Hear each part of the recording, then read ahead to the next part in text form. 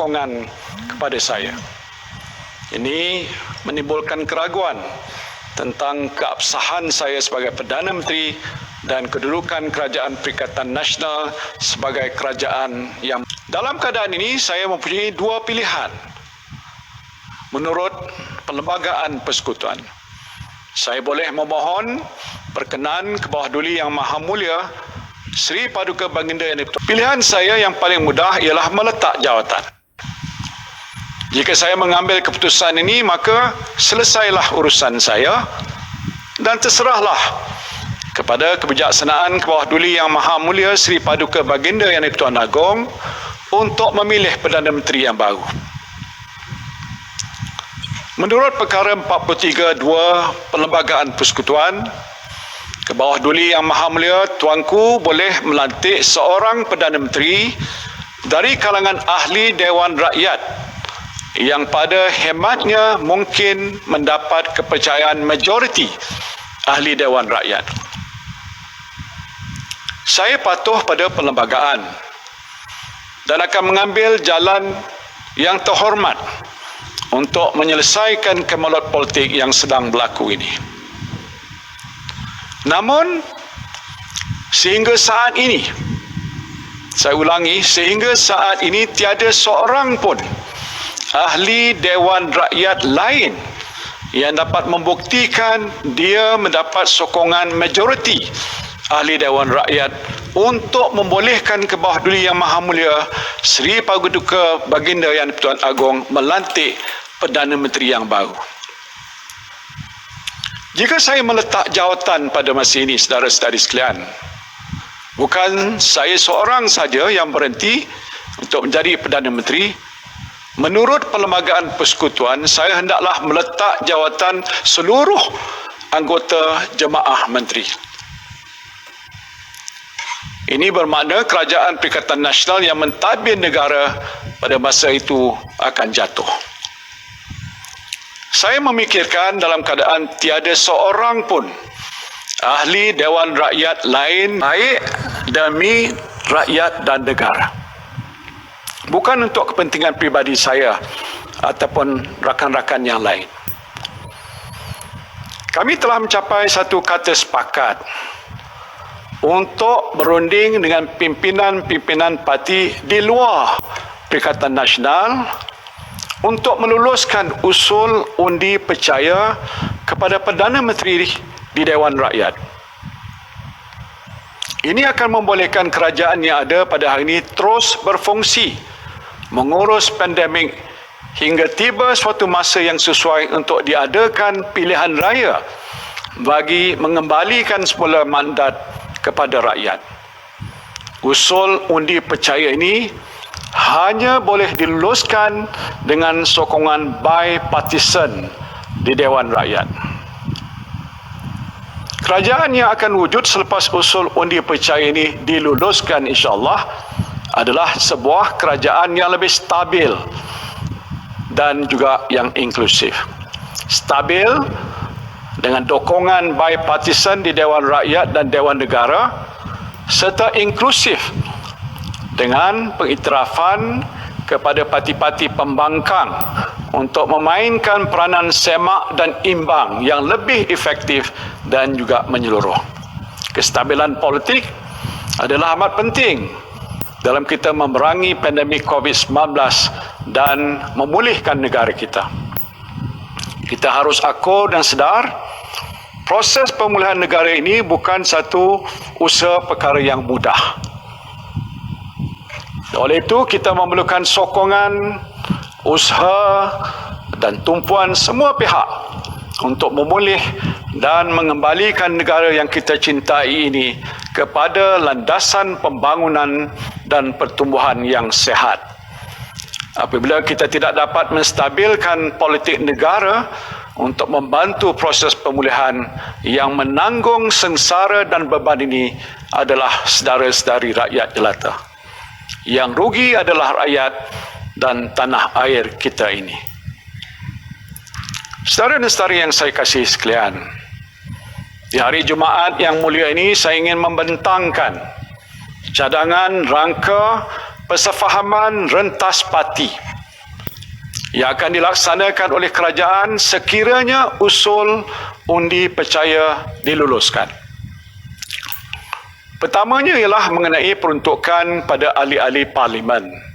Baru-baru ini saya telah pun mengumumkan pemberian peruntukan RM300,000 kepada semua ahli Dewan Rakyat dan Dewan Negara tanpa mengira parti politik bagi tujuan pembelian bakul makanan untuk diagihkan kepada rakyat yang memerlukan.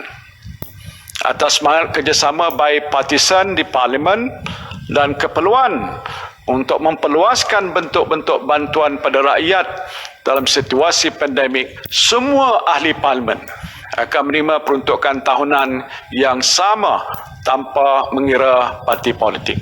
Bagi ahli Parlimen pembangkang, peruntukan untuk tahun ini akan dibuat secara prorata mengikut jumlah bulan yang berbaki.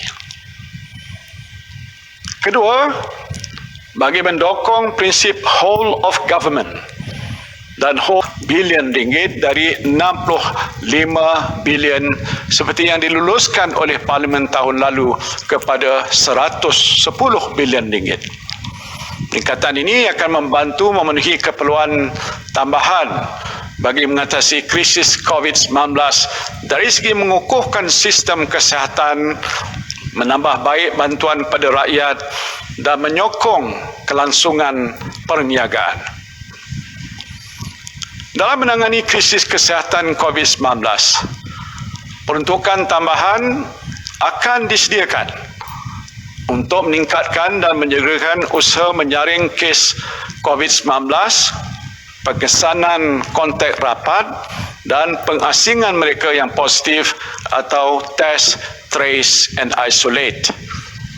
Kerajaan juga akan mengukuhkan sistem kesihatan, terutamanya dalam menambah petugas kesihatan serta meningkatkan kapasiti ward ICU, termasuk penyumber luaran pesakit dari hospital awam ke hospital swasta selaras dengan pendekatan whole of nation. Dari aspek bantuan pada rakyat pula, kerajaan komited untuk membantu golongan yang terjejas. Bantuan tunai sebanyak 10 bilion ringgit akan disalurkan kepada 11 juta penerima dalam separuh kedua tahun 2021.